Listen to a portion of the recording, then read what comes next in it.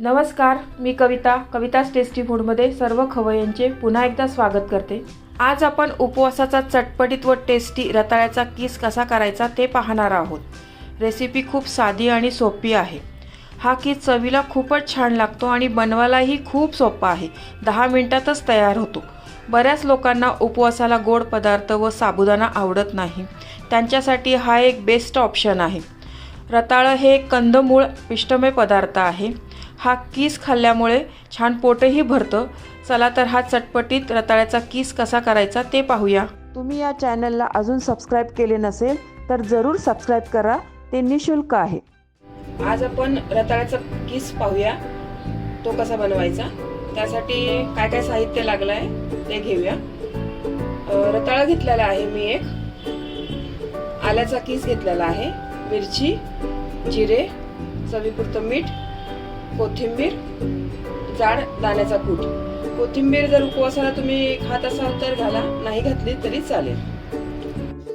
तुम्ही अजून या चॅनलला सबस्क्राइब केले नसेल तर सबस्क्राइब बटनला क्लिक करा आणि बेल आयकॉनला प्रेस करायला विसरू नका, जेणेकरून नवीन रेसिपीचे नोटिफिकेशन तुम्हाला येतील। आधी मी आता रताळं हे वरचे साल काढून घेते रताळ्याचे चांगले आणि किसून घेते रताळं। हा रताळ्याचा किस आहे ना, तुम्ही अगदी वेळेवर किसले तर हा लगेच काळा पडतो। मला जर हा किस करायला जर वेळ लागत असेल तर तुम्ही मग हा रताळ्याचा किस थोडा वेळ पाण्यात टाका, मग चांगला राहील। नाहीतर मग असंच वरती ठेवला तर मग तो काळा पडेल। कढई गरम करायला मी ठेवलेली आहे, त्यात मी आता एक चमचा साजूक तूप घालते।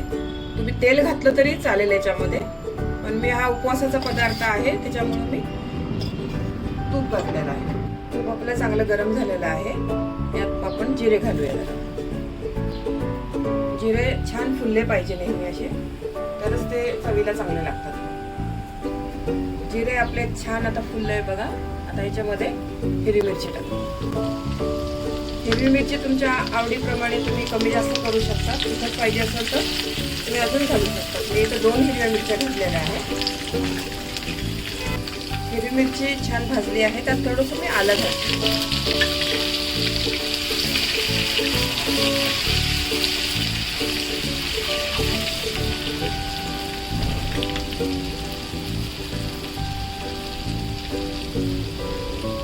आता आपण याच्यामध्ये रताळ्याचा किस घालू।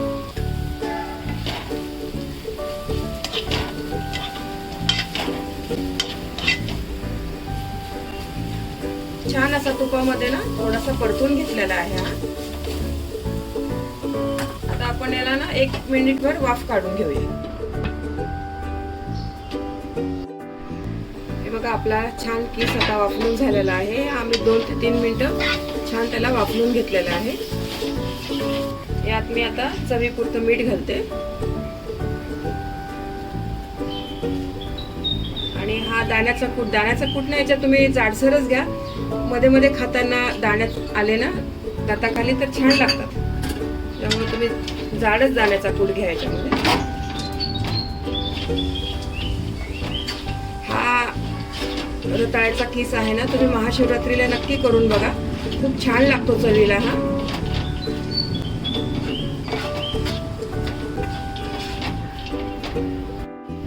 हा आपला रताळ्याचा किस आता पूर्ण झाला आहे तयार। त्यावर मी आता थोडी कोथिंबीर घालते। तुम्ही जर उपवासाला कोथिंबीर खात नसाल तर नाही टाकली तरी चालेल।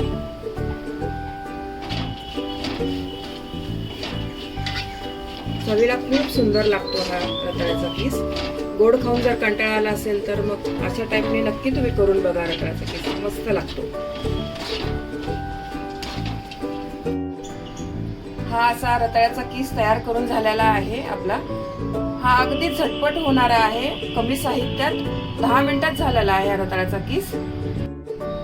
तुम्ही नक्की घरी करून पहा आणि कसा झाला आहे हे मला कमेंट्सद्वारे कळवा।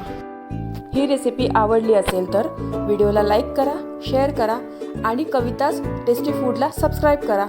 आणि हो, बेल आयकॉनला प्रेस करायला विसरू नका। पुन्हा भेटूया एका नवीन रेसिपीसह। तोपर्यंत मस्त खा, काळजी घ्या। धन्यवाद।